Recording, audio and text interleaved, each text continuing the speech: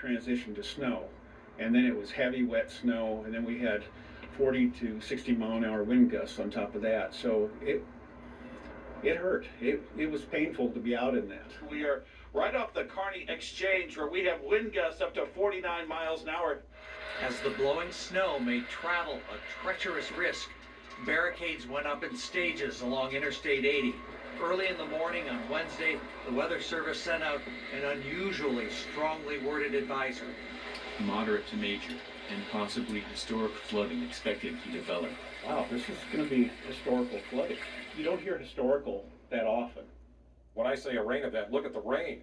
1 to 3 inches of rain possible over eastern Nebraska. With the frozen ground and the snow melt, this is really going to cause some problems. The ground was frozen. We had a deep frost this year, and so the water couldn't get absorbed into the ground. All the farm ponds were iced over. The creeks were iced over.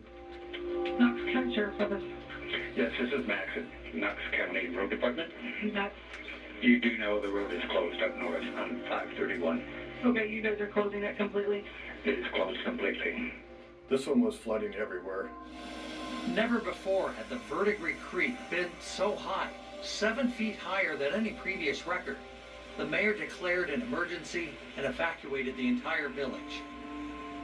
Hi, this is your home in the mayor of Verdigris. We're at a state of emergency here. The main street of Verdigris was flooded. The north bridge going into Verdigris was underwater. The south bridge going into Verdigris had water up to the bottom of it. We are evacuating the fire hall at this time. We do not have any command spot at ready yet. Nowhere in this county was immune from this storm that came through.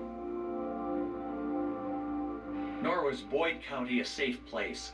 The 170 people living in Lynch, Nebraska, tucked most of their homes between the Ponca Creek and Whiskey Creek.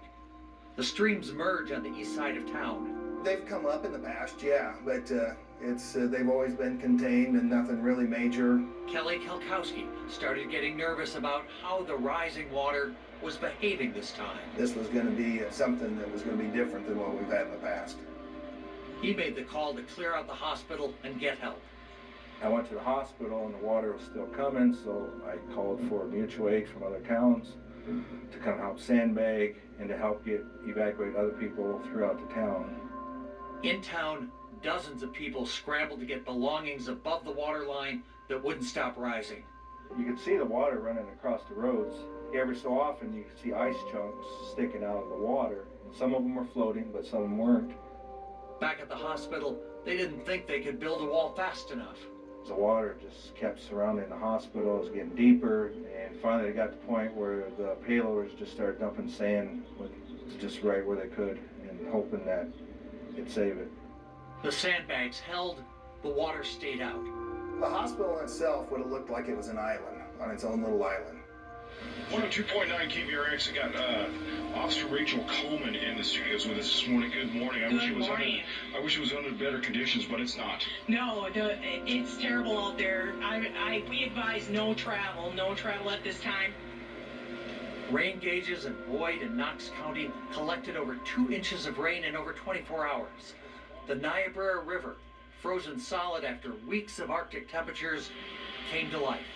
We saw the Niobrara River, an abrupt rise happening, and we were scratching our heads trying to figure out, is that real? Is that backwater from ice? Is that really something happening? The ice started breaking up and it started moving down, and all the ice that wasn't loose all come down and caught every bridge. Mounds of ice blocks covered the Highway 11 bridge. It lifted a section of the Stewart-Napier Bridge a quarter mile downstream. Since 1927, the Niobrara River had filled the reservoir behind the Spencer Dam. The stream flow powered a small hydroelectric plant. On this day, the metal gates blocked the momentum of the winter's worth of ice. It could take no more.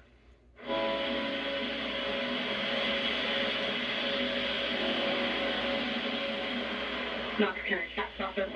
I received a call from the Spencer Dam here on the Niobrara River that the dam has been compromised. It's going over the doors.